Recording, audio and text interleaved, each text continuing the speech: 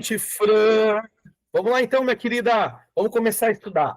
Turma, sábado de manhã, o professor tinha ficado aí de fazer um resgate de Aristóteles até a Idade Moderna. No final, o professor falou um pouco de Aristóteles, falei um pouco de filosofia helenística, falei um pouco de filosofia medieval, e quando eu digo falei um pouco mesmo. Então a gente fez aquela fala, parece mais uma palestra da filosofia do que uma aula da filosofia. Então o professor tentou se aprofundar em algumas coisas que percebi ou que interpretei como importante, e algumas coisas a gente passa, né? Deixa passar.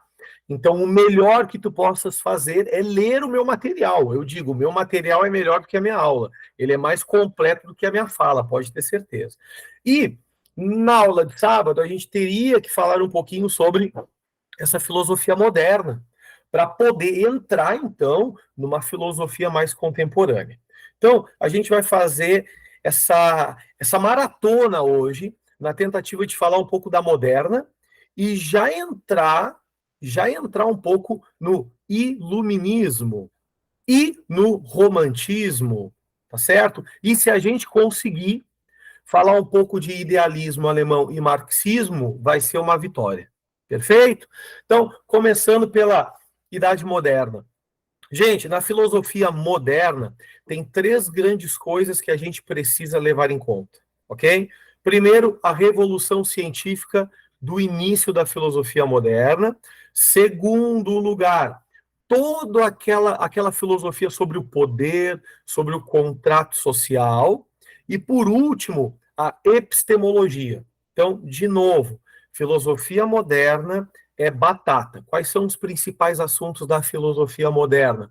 A revolução científica, começando por Copérnico, Giordano Bruno, Galileu Galilei e vai até Isaac Newton.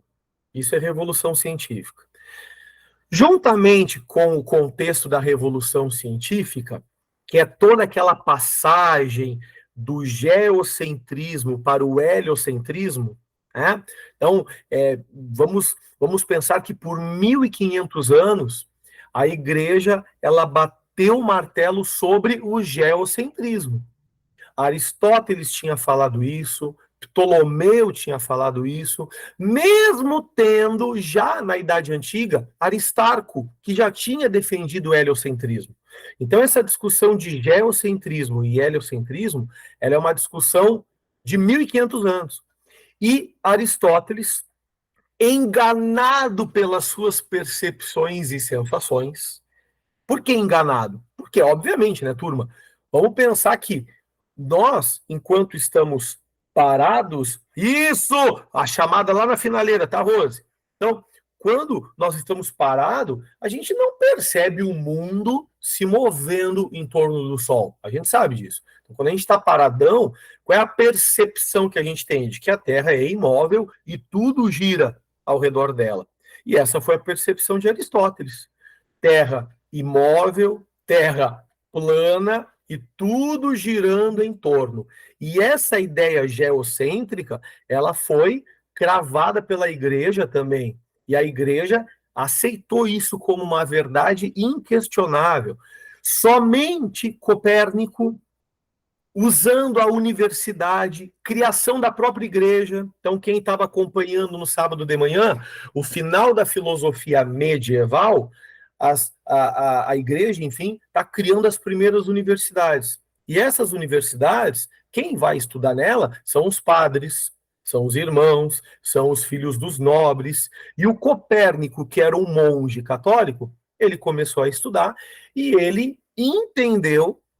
Ele não tinha como provar naquele momento, mas ele entendeu que o geocentrismo era uma teoria falsa e ele vai tentar refutar essa teoria, trazendo a teoria heliocêntrica. Bom, a igreja vai prender ele, né? A igreja vai colocar ele sobre o silêncio eterno. Então ele teve que, para não morrer, o Copérnico, diante do tribunal da Inquisição, Copérnico, para não ser condenado como um herege, ele vai prometer o silêncio. Só que no mesmo ano em que ele morre, Giordano Bruno, pegando a revolução da órbita, né? A revolução da órbita dos... E agora? Me deu um azul na cabeça. Mas é o movimento das órbitas. Me fugiu o nome do livro do cara, mas tudo bem. Mas no mesmo ano que o Copérnico ele morre, esse livro, então, que falava sobre o heliocentrismo, sobre a teoria, ele é lançado. E quem começa a conduzir as ideias a partir de agora, heliocêntricas, é o Giordano Bruno. Esse cara morre queimado. Esse cara vai morrer na fogueira. Então, o Giordano Bruno, seguidor de Copérnico, acaba morrendo na Inquisição pela defesa das ideias de Copérnico, de que o Sol é o centro. Mesmo ele morrendo, Galileu Galilei vai, de certo modo, absorver essa teoria, e o Galileu, ele é o primeiro cara a provar que a teoria heliocêntrica é a correta. Galileu, ele não fundou a luneta, ok? Galileu, ele não criou a luneta, mas Galileu desenvolveu lentes melhores para as lunetas da época, que permitiu com que ele observasse o céu e comprovasse a teoria do heliocentrismo. Então, nesse momento, a ciência ela está dando uma guinada muito importante, porque a ciência não está somente usando os nossos 5 sentidos como observação. A ciência está criando instrumentos. A ciência ela está criando recursos e instrumentos para potencializar os meus 5 sentidos. Então, se o Copérnico, com o olho nu, observa o céu e tenta dizer que o heliocentrismo é correto, Galileu Galilei, agora com criação dessa lente mais forte. Oi, filha, boa noite. A criação dessa lente mais forte, o Galileu consegue comprovar que o heliocentrismo é real. O Galileu também vai para a Inquisição, vai ter que prometer silêncio, vai pegar uma prisão perpétua domiciliar, né, para não morrer, ele vai ficar quietinho. Mas, ao mesmo tempo, no momento que ele comprova o heliocentrismo, não tem mais o que fazer, gente. Mesmo assim, a igreja vai ficar ainda uns 200 anos relutando até que um papa, no final do século XIX, que eu não me lembro o nome do cara, o papa, ele cria uma cerimônia para pedir desculpas a toda a situação que a própria igreja promove defendendo o geocentrismo e passa a aceitar o heliocentrismo. Então, a revolução científica, que Kant vai chamar de revolução copernicana. Por que Kant vai chamar de revolução copernicana? Porque essa mudança do geocentrismo para o heliocentrismo não é uma questão só de astronomia, é uma questão filosófica. Né? Então, quando a Terra era o centro, ok, tu é o dominador, ok? Tu está sobre o domínio das coisas. No momento que o planeta Terra é mais outro, que nem os outros planetas girando, tu deixa de ser a bolachinha recheada do pacote e tu te torna um elemento igual aos outros. Ou seja, se perde um pouco uma questão hierárquica entre o homem dominador, se perde até ali, tá? Porque o homem dominador da natureza vai caminhar a idade moderna inteira. Essa é a verdade. Então, uma das grandes consequências da idade moderna é a separação do homem e da natureza, e o homem criando o zoológico, né? Porque a criação do zoológico nada mais é do que a nossa mente perversa de domínio sobre a natureza. Ok? É revolução científica. É algo extremamente importante. Junto com isso, turma, dentro da Idade Moderna, nós temos também o contrato social, Maquiavel, que numa aula anterior a gente já trabalhou. Concepções de poder. Né? O professor não falou sobre o poder para Foucault, nem o poder para Bourdieu, mas eles não são da Idade Moderna. Okay? Então, Bourdieu e Foucault é filosofia e sociologia contemporânea. Mas a Idade Moderna vai trabalhar com a concepção de poder, com a criação dos estados nacionais e com o contrato social, que é o entendimento desse contrato entre Estado e sociedade. Então, se tu te recorda, o Thomas Hobbes, ele vai defender um Estado mais absolutista, um Estado até mais tirano e autoritário, para que esse Estado possa proteger, né, a vida humana. Lá para Hobbes, se tu te recorda, para Hobbes, o ser humano é egoísta, faz guerra de todos contra todos, é lobo do próprio, o homem é lobo do próprio homem, e nós, para não morrermos inseguro, com medo de perder a vida, a gente negocia com o Estado, a gente cede para o Estado a liberdade. Se nós cedemos a liberdade, a gente vai perder a liberdade enquanto propriedade, ok? A gente cede a nossa liberdade e o Estado, né, ele assume esse poder e essa liberdade. Ele começa a nos conduzir, começa a nos governar. E, para Hobbes, isso é o absolutismo, é o Leviatã, que tem o poder do Estado, mas também ele não significa que ele tenha o poder da igreja, mas ele está junto ali. Então, a igreja, junto com o rei absoluto, consegue governar as crenças, as ideias, o misticismo, a cultura, a economia e a política, né? Então, Hobbes. O Locke, ele é o cara que vai dizer que o Estado ele não deve intervir tanto quanto um absolutista, mas o Estado ele deve intervir apenas para assegurar os meus direitos. Então, quando a gente estudou Locke, para a gente se lembrar, para o Locke nós temos 3 direitos universais: direito à vida, direito à liberdade e direito à propriedade. E para o Locke, o Estado precisa assegurar que isso aconteça. Assegurar que isso aconteça. Então, ele é um Estado liberal, ele pode ser um Estado monarca, enfim, ele pode ser um rei, mas um rei que não governe de modo absoluto, um rei que apenas assegure o meu direito à vida, à liberdade e à propriedade. E o outro contratualista é o Rousseau, que ele é um dos caras aí que vai criar a democracia representativa como a gente entende. Então, por vias democráticas, por vias do poder popular, esse poder popular escolhe o representante e esse representante está lá para fazer a vontade geral. A vontade geral não é a vontade de todo mundo, mas a vontade geral é a vontade da maioria. Então, para Rousseau, a vontade geral, que é a vontade da maioria, precisa, obviamente, ser representado executivamente pelo rei, pelo governante, e naquele momento ali, tipo, a ideia não é o rei, porque o rei tem dinastia.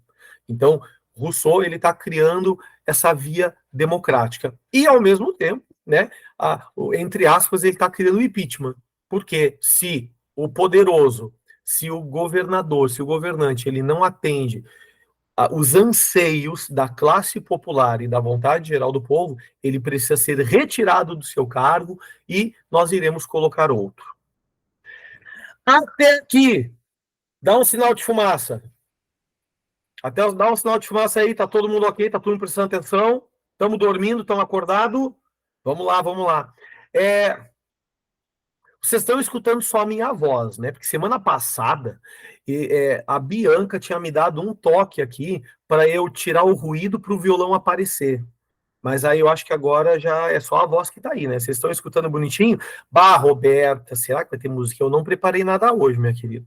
Vamos lá, porque hoje, olha, é ferro, né? Assim, ó, é bastante coisa, tá bom? Mas vamos lá, dá aquela caprichada aí nos neurônios, faz uma massagem no teu cérebro e vamos lá. Turma, terceiro assunto da Idade Moderna é a epistemologia. Gente, o que é epistemologia? Essa palavra. Epistemologia. Episteme, conhecimento. Logia, estudo. Epistemologia é o estudo do conhecimento. Tá, mas que conhecimento? Que conhecimento é esse que a epistemologia estuda?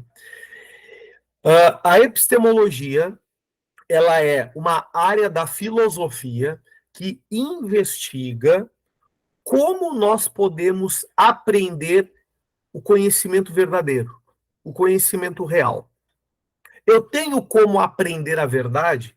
Eu tenho como de fato descobrir uma verdade válida, universal sobre as coisas?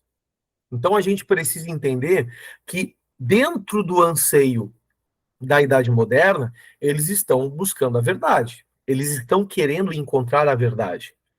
A verdade sobre as leis da natureza, a verdade sobre as leis da física, a verdade sobre os céus, sobre o movimento dos astros, a verdade sobre a ética, a verdade sobre a moral, a verdade sobre divindade, sobre Deus.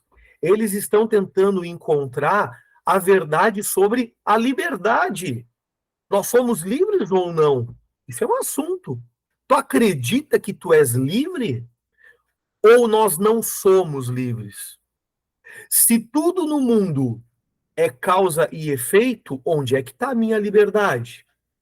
Se a natureza tem as suas próprias regras e o meu corpo é um elemento natural, em que momento em mim eu sou livre? Se o meu corpo, quem escolhe as regras, não sou eu, e sim a natureza. Ah? Inclusive, abre parênteses, né? Tem uma frase, tem uma das frases feministas é meu corpo, minhas regras. Só que quando o movimento fala meu corpo, minhas regras, é na questão do direito reprodutivo social, né? Porque a nossa natureza, quem manda não é a nossa liberdade, sim as regras naturais. Então, onde é que está a nossa liberdade? Então, a epistemologia, turma, está atrás das verdades. Está procurando a verdade. E as duas grandes correntes que vão surgir nesse momento é o racionalismo e o empirismo, ok? É para tu anotar aí, né? Quem são as pessoas importantes, né? A pessoa mais importante para o racionalismo é o René Descartes. Embora a gente fala Descartes, a gente rasga o R, Descartes, mas a gente escreve René Descartes. Vamos descartar o René. É isso, René Descartes. Ele é o principal racionalista. E o empirista é o John Locke. Né? Para o racionalista, eu aprendo, eu consigo encontrar a verdade apenas refletindo em cima das minhas ideias que já nasceram comigo antes da experiência. Então, para um racionalista, eu não preciso da experiência, eu não preciso dos meus sentidos, porque assim como Aristóteles foi enganado pelos seus sentidos ao afirmar que existe o geocentrismo, até hoje nós somos enganados pelos nossos sentidos. O mundo, ele se apresenta para mim porque eu tenho os meus 5 sentidos para absorver esse mundo. Só que o racionalista não acredita que os meus 5 sentidos conseguem fazer uma análise perfeita e uma interpretação perfeita do modo como o mundo se apresenta. Então, vamos imaginar aqui, ó, peguei uma garrafa de tônica na minha mão, ok? Uma garrafa de tônica. O racionalista, tá, a grosso modo, ele vai dizer o seguinte, que o meu tato, ok? O meu tato, o meu paladar, ele é incapaz de conhecer realmente a coisa em si. Eu não tenho como conhecer a coisa em si. Tá, mas de que modo eu vou conhecer? Calma. Eu não tenho como conhecer. Então, por quê? Porque os meus sentidos, eles são enganadores. Os meus sentidos, eles apenas percebem ou captam algumas sensações do objeto. Então, para o racionalista, eu consigo descobrir as verdades sobre as coisas, e é extremamente abstrato isso, tá? Eu consigo compreender as verdades sobre as coisas, porque em nós já existem ideias inatas. Eu já nasci com algumas ideias estruturantes, e a reflexão em cima dessas ideias, tá certo? A reflexão em cima dessas ideias me permite descobrir as verdades.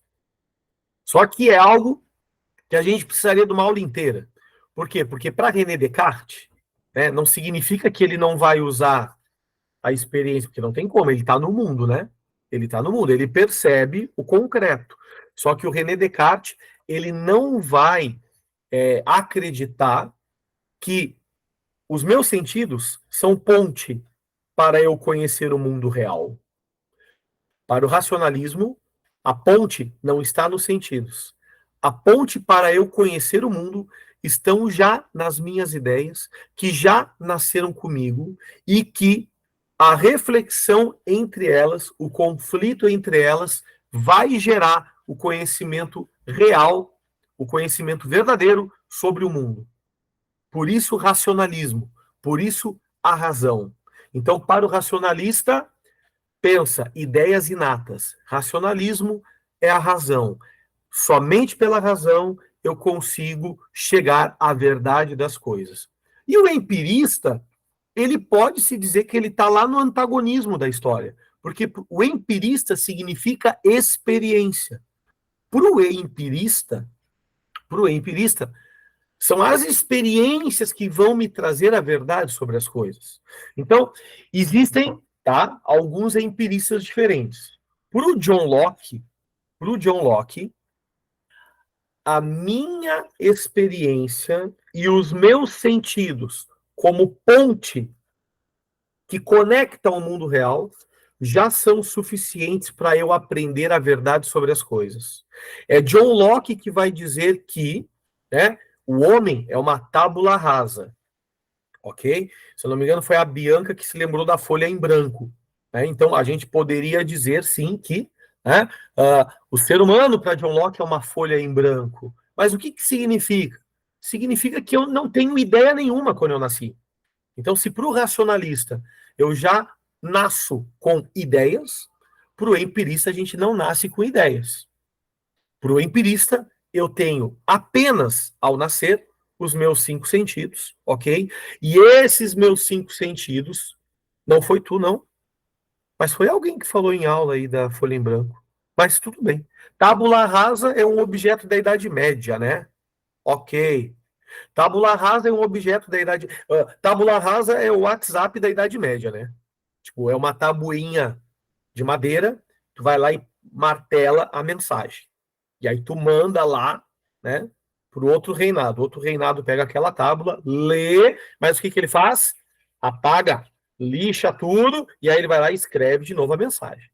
Então é o WhatsApp da Idade Média, né, e da Idade Moderna também ali é a tábula rasa. Então o John Locke, ele acredita que quando a gente nasce, gente, a gente é uma mistura de cruz credo com Deus me livre. Não tem nada dentro de nós. É isso, a gente é um vácuo, a gente é um vazio e por causa dos nossos 5 sentidos, ok?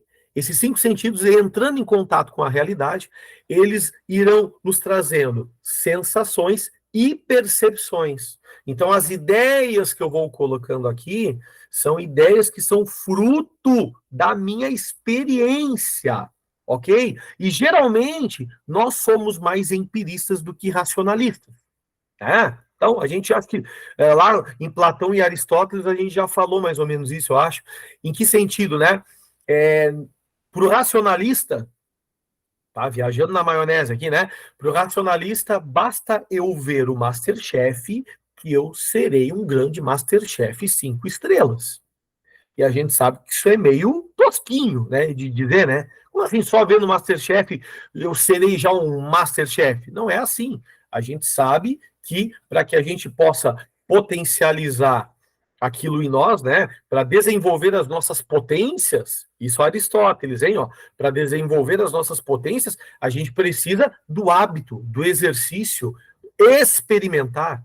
Então o John Locke, penso que ele está mais correto aí do que Descartes ao dizer que a gente só vai aprender a verdade sobre as coisas através da experiência dos 5 sentidos, tocando diretamente no mundo material. Só que, para David Hume, ok, que é um outro empirista, ele vai dizer o seguinte, olha que interessante, tá?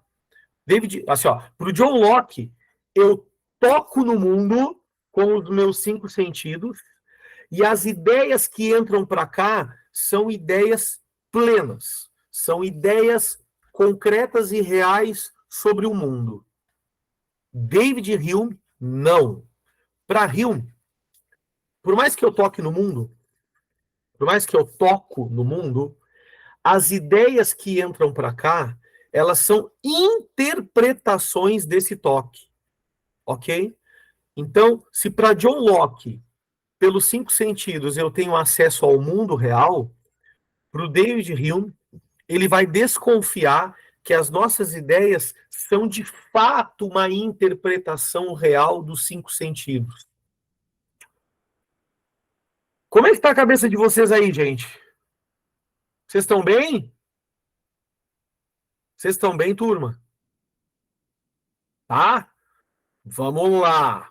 Que loucura. Bom, para terminar um pouco da Idade Moderna, a gente precisa falar do Kant, então. E aí, assim, ó, esse material, se eu não me engano, já está lá no Drive, tá? Aí tem aqui uma partezinha que a gente. Isso aqui é gigantesco, é um monte de coisa, para piriri, como tu já sabe. É uma multidão de coisa escrita. O professor, ele não sabe ser pedagógico nesse momento, gente. É um problema meu. Eu não sei ser pedagógico nesse momento. Mas eu quis te trazer aqui para o nosso último slide, tá bom? Que é o Kant. Esse filósofo, ele tenta fazer uma síntese. Ele vai estudar o racionalismo. Ele vai estudar o empirismo. E ele vai tentar criar ele vai tentar sintetizar, ele vai tentar juntar as duas ideias de modo, ok, a tentá-las unificá-la. Ele vai tentar unificar. E eu acho que ele vai ser muito feliz nessa tentativa.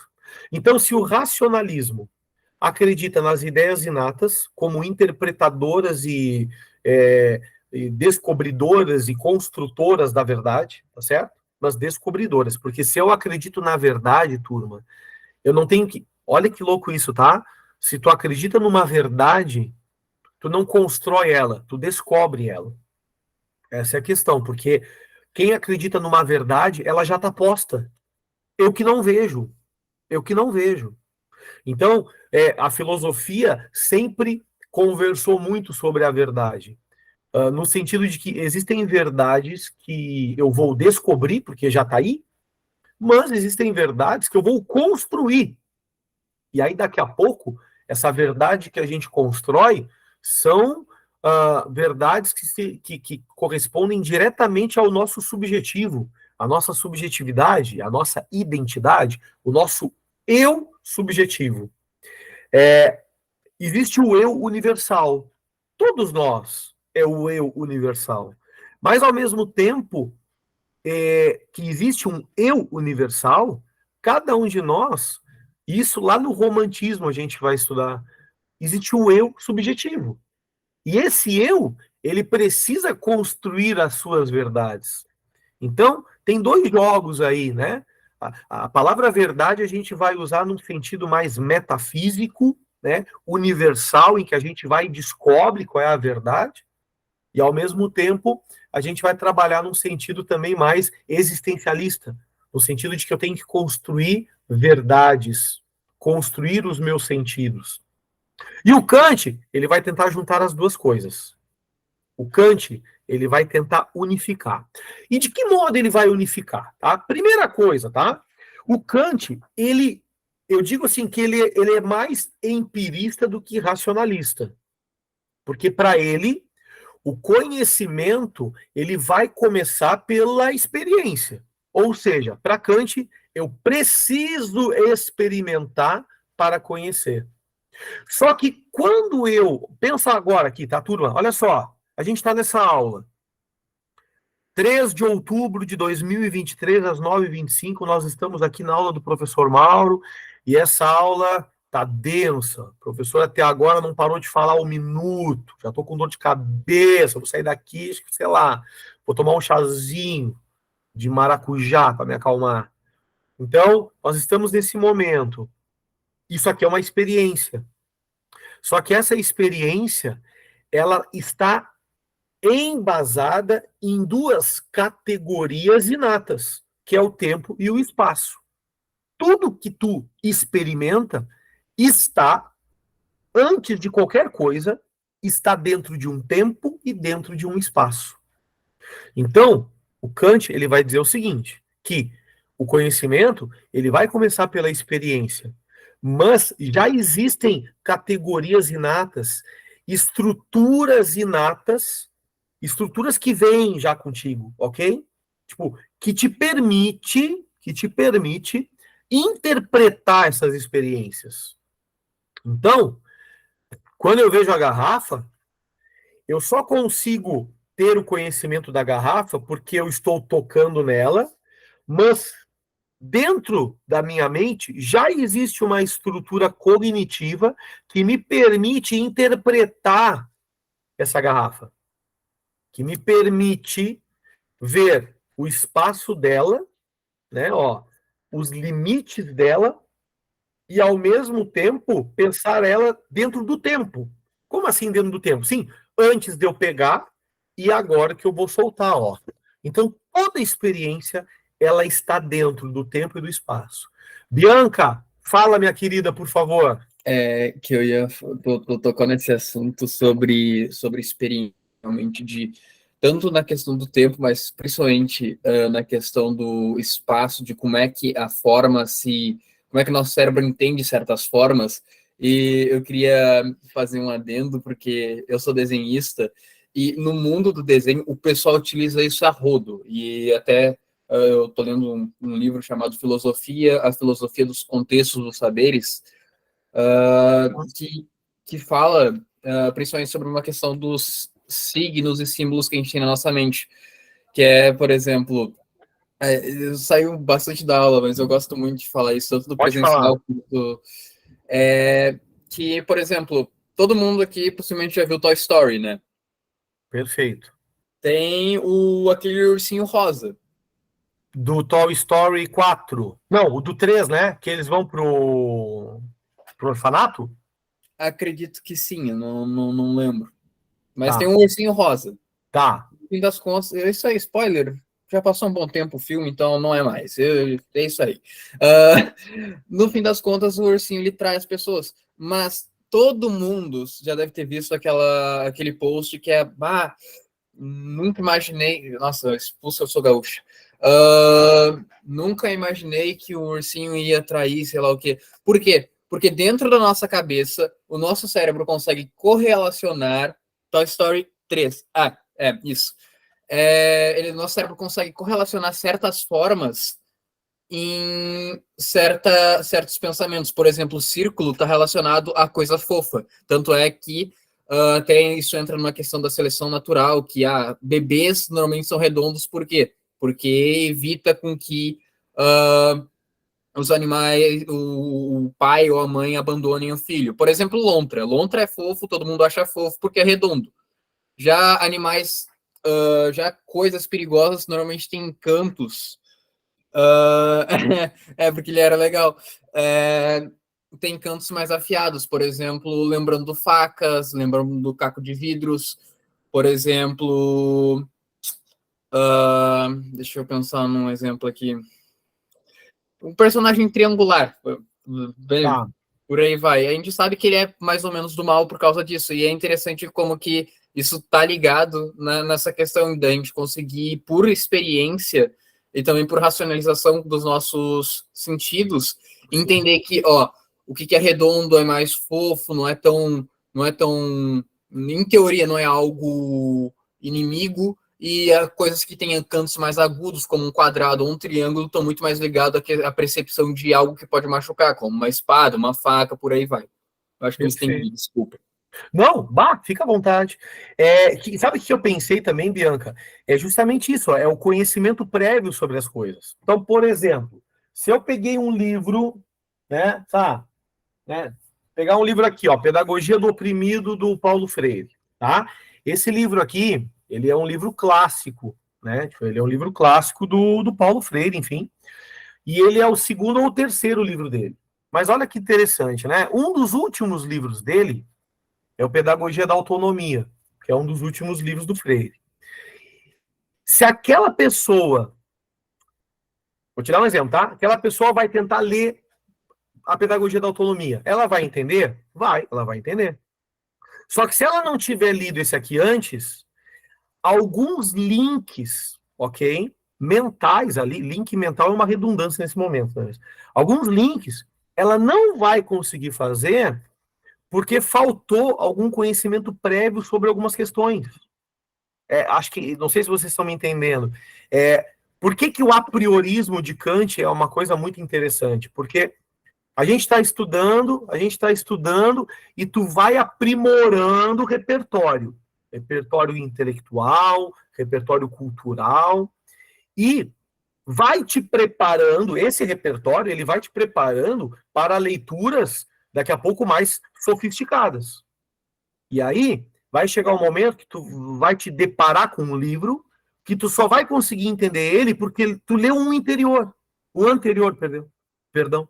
Então, é isso, sabe? Tu leu aquilo e tu só conseguiu entender aquele parágrafo, ok? Tu só conseguiu entender porque tu já tinha lido outra coisa anterior no ano passado e que ficou, de certo modo, aí, e que tu nem sabia que estava na tua mente, mas que naquele momento tu resgatou para fazer sentido, então, para essa ideia que tu já tinha prévia, conflitar com a nova ideia agora do outro livro, e aí tu cria uma nova grande ideia. Então, o nosso cérebro, e aí, claro, não, assim, ó, honestamente, né, não é exatamente isso que Kant diz, mas é um exemplo que serve para a gente entender. O que Kant, então, vai dizer? Que em nós já tem uma estrutura cognitiva aí, ó, que me permite, né, fazer a interpretação dos sentidos ali, dos sentidos, né? E Kant, ele é extremamente honesto em dizer o seguinte, que a minha interpretação dos sentidos, ok? É uma interpretação dos sentidos. Não é a verdade da coisa em si. E aí, isso eu acho fenomenal. Né? O que eu acho fenomenal? Sei lá, pegar a garrafa de novo aqui, o exemplo da tônica de novo, né? Aqui está o mundo. Aqui tá a coisa. Aqui tá a coisa. A ponte, ok? É os meus sentidos. Ok? A ponte. O conhecimento vai se dar na relação da minha mente, das minhas ideias com o meu sentido, ok? Só que essa relação, turma, ela não é uma relação fiel ao objeto. Eu não vou ter, para Kant, ok? O conhecimento do objeto. Eu vou ter para Kant o conhecimento da ideia que eu consegui absorver do objeto. Então, Kant, ele vai dizer que a nossa razão é limitada e que a nossa experiência é limitada.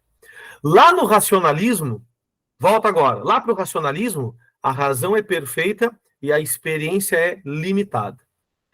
Para o empirismo primeiro que apareceu, ok? A experiência os sentidos é fiel. Não tem nada de limitação. Perfeito? Para Kant, as duas coisas são limitadas. Por quê? Uma das perguntas que Kant faz é essa. O que podemos conhecer de fato? O que podemos conhecer? Por que ele diz isso, ok? Porque ele vai entender que o nosso limite, né, do conhecimento não é absorver a coisa em si, mas a ideia que eu tenho da coisa. É por isso que tem tanta gente que tem... É por isso que um fato, turma, vamos pensar aqui, ó, por que um fato único tem várias interpretações sobre esse fato? Por que um único ponto consegue ter vários pontos de vista? Porque cada um vai colocar a sua relação entre as ideias que já tinha com os sentidos que tem.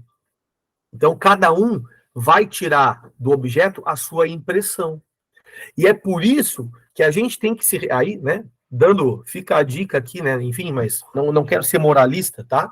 Mas é por isso que a gente precisa, e eu acho que é uma boa fala nesse sentido, que a gente precisa se respeitar nas diferentes ideias e opiniões que a gente tem sobre as coisas. Porque a gente não tem certeza. Assim, ó, seria muita arrogância da nossa parte se um de nós levantasse a mão e eu tenho certeza de que eu estou certo. Bah, mas será que a gente tem certeza? Ou o que a gente tem, na verdade, são interpretações diferentes sobre um objeto em que a gente não vai ter acesso no objeto em si. Então, para Kant, ele tenta unificar os dois, ok? E que, de certo modo, é melhor do que o empirismo, né? Porque ele mostra que tu tens aí uma estrutura de tempo, de espaço e de ideias, tá? Que não são as ideias inatas, tá? Não tem nada a ver com as ideias inatas, porque as ideias inatas lá no racionalismo são ideias perfeitas. E Kant não está dizendo que tu tem ideias, que quando tu nasceu com ideias perfeitas. Não. O que é, tipo, anterior a nós? Tempo e espaço, né? Tempo e espaço, e essa estrutura que me permite interpretar os meus sentidos. É, vamos imaginar que a gente está comendo aí uma grande feijoada, e um de nós vai dizer que está mais salgada, outro vai dizer que faltou sal, que podia botar um pouquinho mais de pimenta, o outro vai dizer que está muito quente e não quer comer agora, vai esperar um pouquinho, o outro vai dizer que está frio, que nem o chimarrão. Tem gente que queima a língua, tem gente que não queima, então a gente vai, né, interpretando de modos diferentes as sensações diferentes que a gente tem sobre os objetos. Bom, o Kant, queridos e queridas, ele é um cara que ele não vai falar só sobre conhecimento, tá? O Kant, ele também fala sobre política, por exemplo, lá no Contrato Social. Então, vê, quando a gente fala de contrato social, a gente fala do Hobbes, do Locke e do Rousseau. O Kant, ele também vai dar uns pitacos em teorias sobre o Estado, no sentido de que o Estado ele tem a obrigação de nos educarmos para o equilíbrio dos nossos desejos. Então, algo que o professor também não tinha falado anterior, né? Mas, para o Kant, nós somos pessoas insaciáveis. Para o Kant, nós somos pessoas, a gente pode dizer assim, ó, que nós somos pessoas que somos egoístas em nossos interesses e desejos.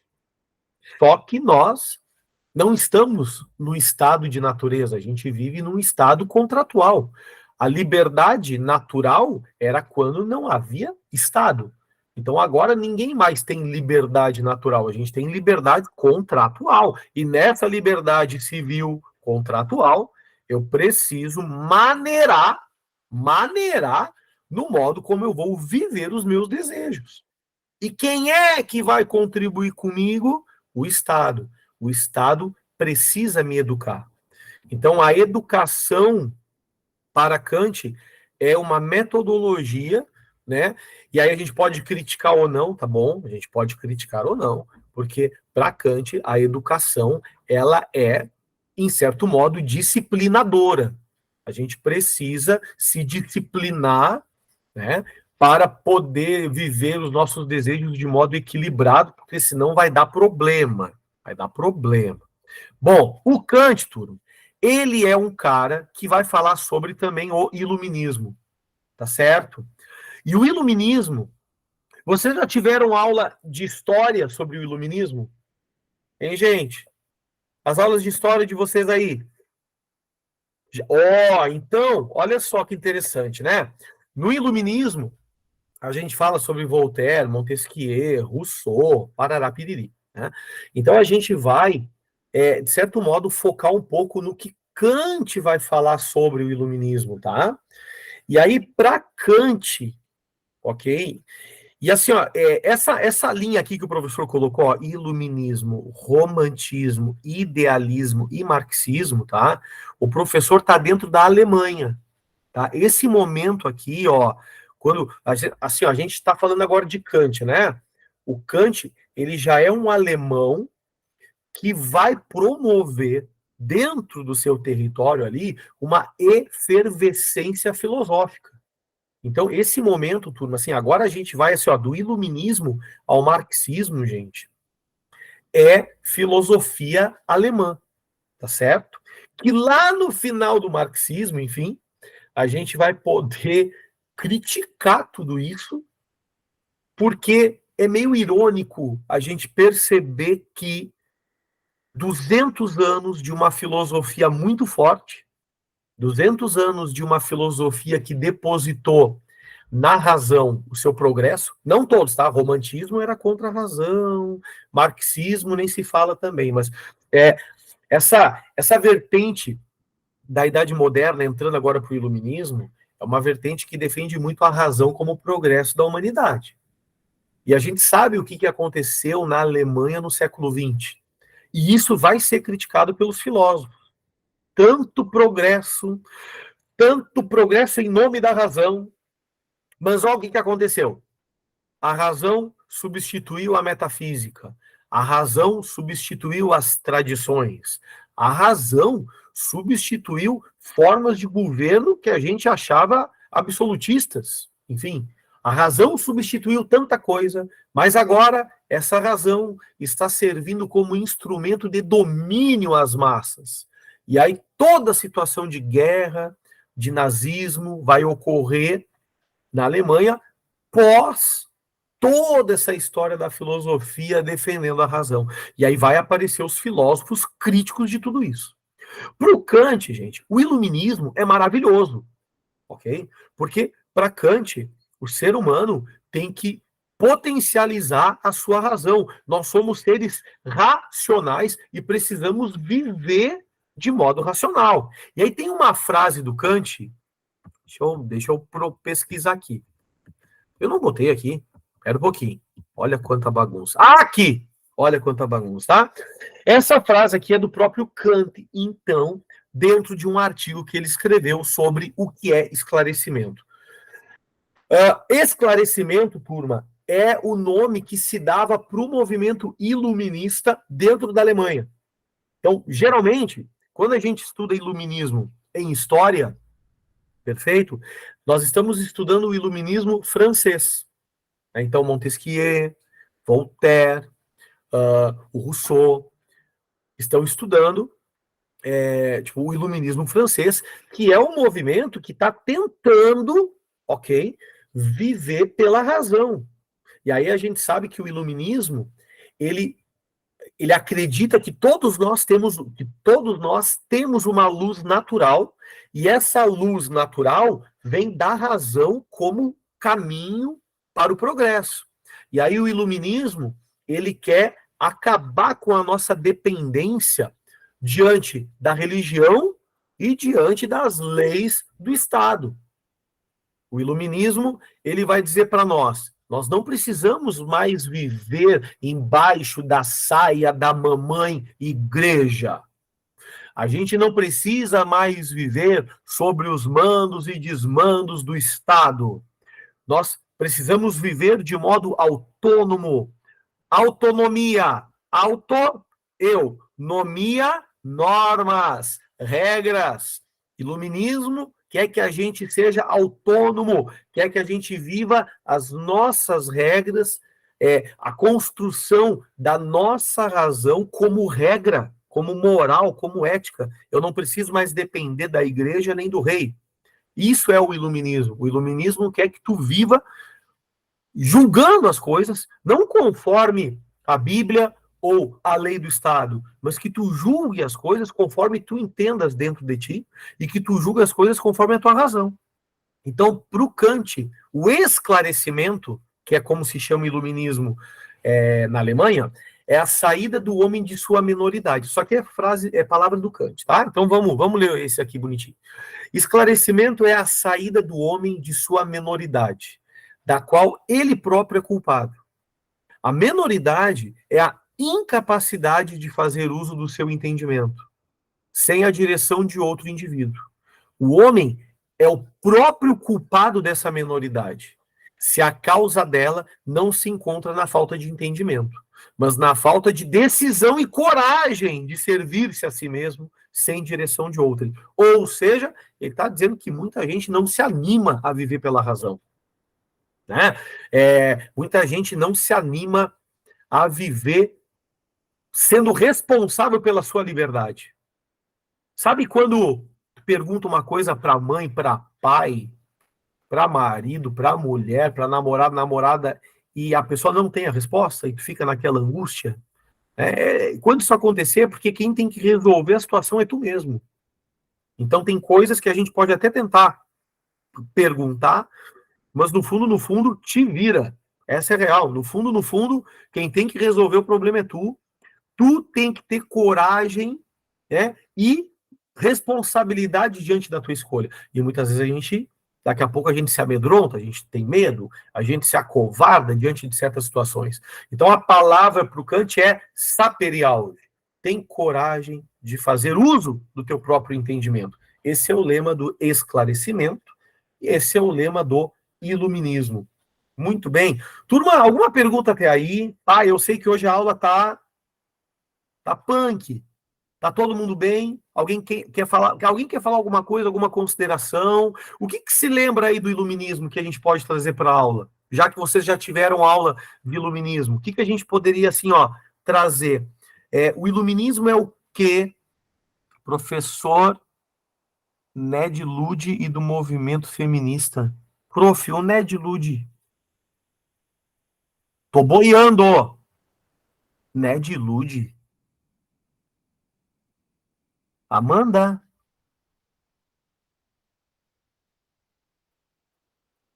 Nedd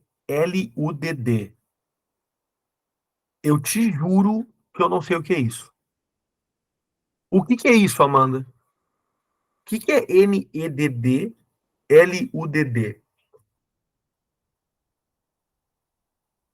Alguém salva a Amanda também.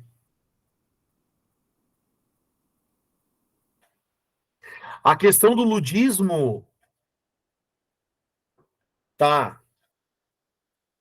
A questão do. Ah, tá. Perfeito. Só que a questão do.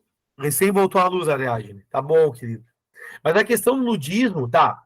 Pode ter a ver com o movimento iluminista, mas no sentido, né, de que o movimento iluminista ele é uma linha de pensamento que promoveu as revoluções, né? Então, geralmente, quando a gente vê a revolta das máquinas ali, eu não me lembrava desse Ned Ludd, hein? Olha só, o professor tem que estudar mais Revolução Industrial. Quando a gente fala de movimento iluminista, a gente entende que o iluminismo ele é uma linha de pensamento, né? Da liberdade, da igualdade, da fraternidade, que virou lema da Revolução Francesa.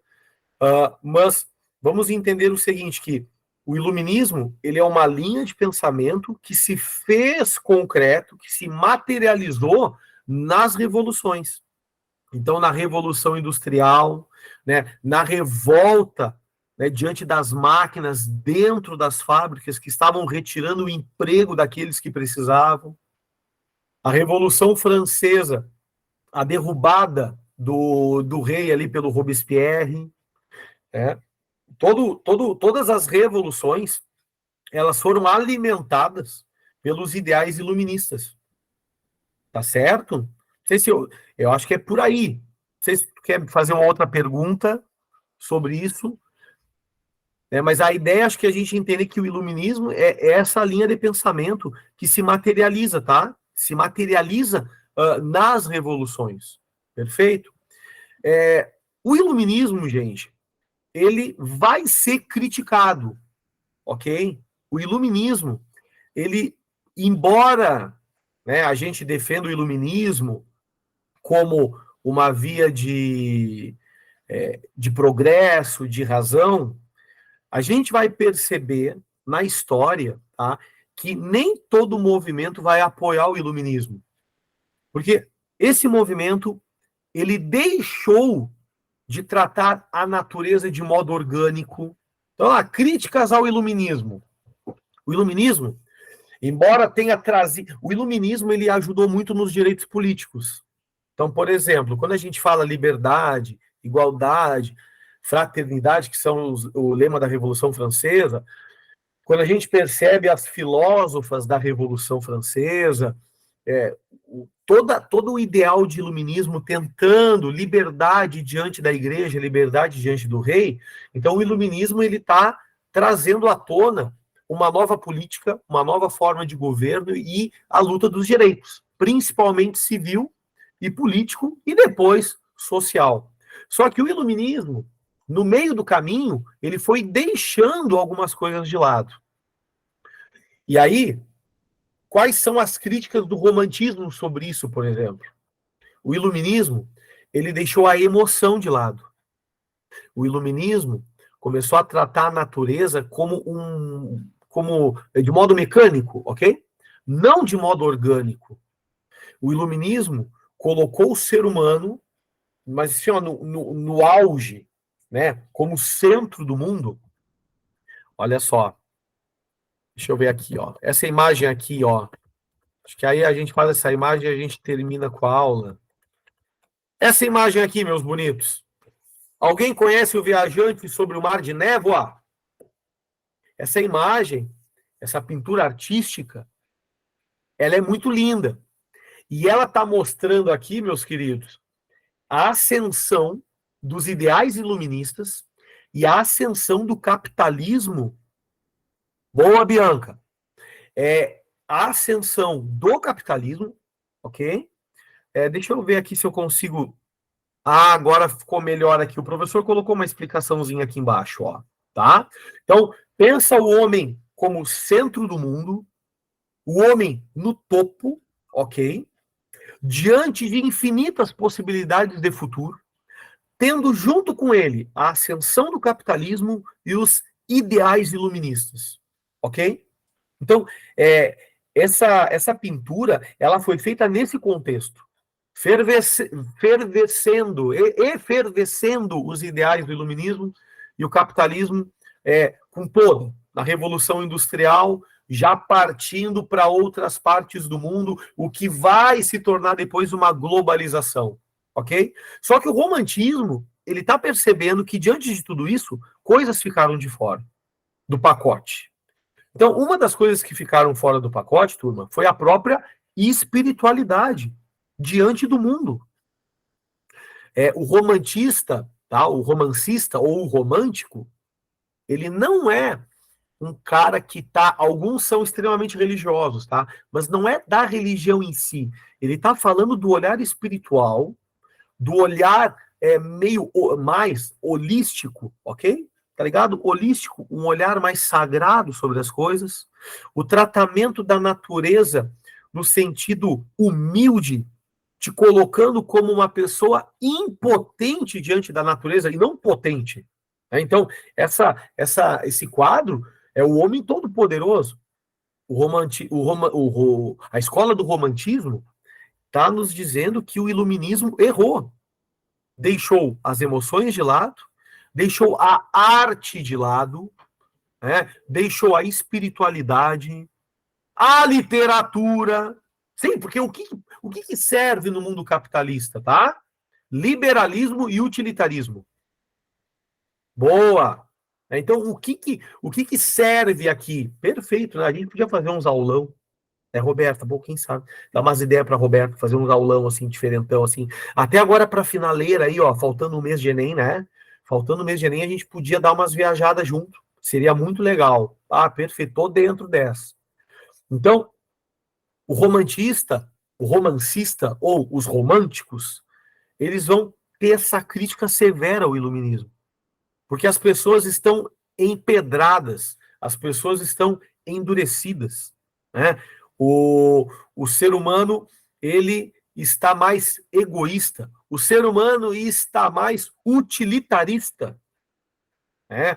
As leis de mercado, a economia, o utilitarismo, o liberalismo estão roubando, ok? Uma visão mais sagrada, holística, espiritual, amorosa, bondosa e impotente diante da poderosa natureza.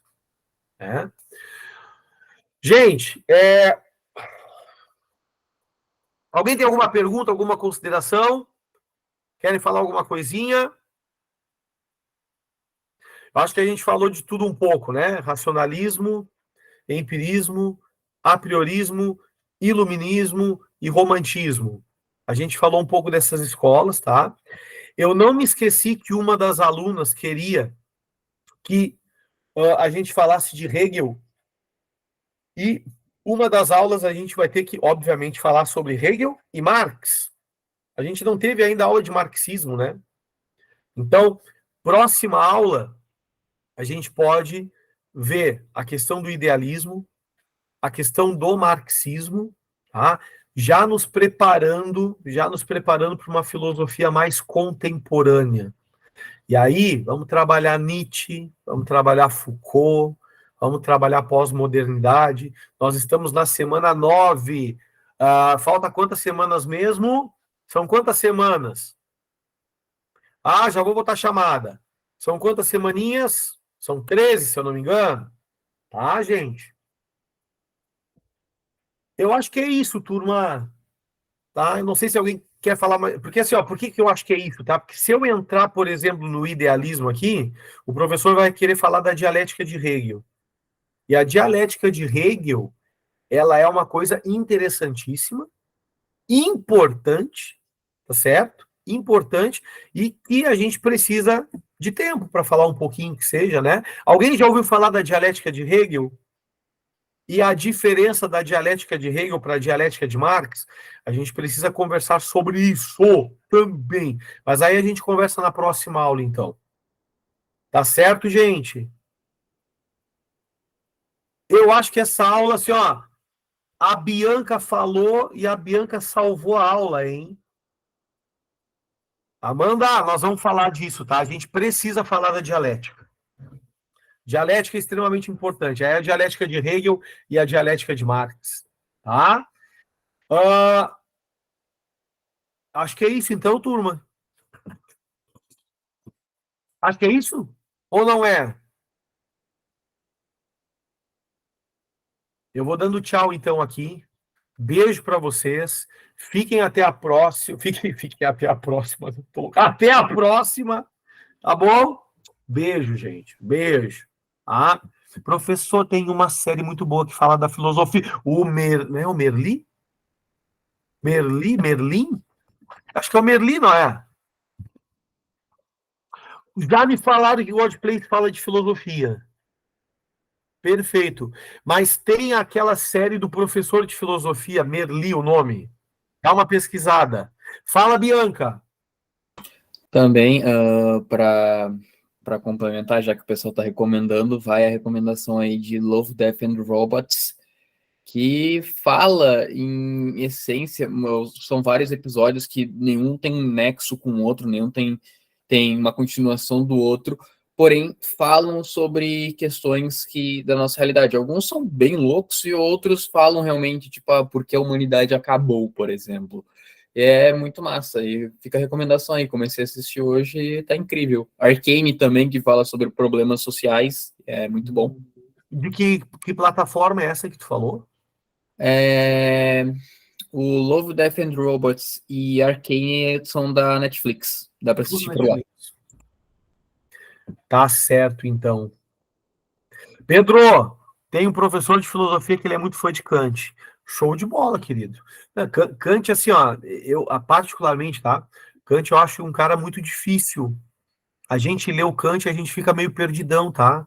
Mas aí a gente vai para os manuais ou para aqueles professores que estudam Kant há muito tempo, e aí a gente começa a compreender. Mas o Kant é um cara que fala do conhecimento, fala da política, fala de ética. Então, assim, ó, quando a gente for falar de ética, o Kant tem que entrar para a gente falar da ética kantiana. Então, é um cara que a gente precisa saber um pouco sobre ele, até para poder entender o link, né? Tipo, da idade moderna para a idade contemporânea. Nossa, a gente tem que, né, fazer esse link, e o Kant não dá para ser excluído dessa jogada aí.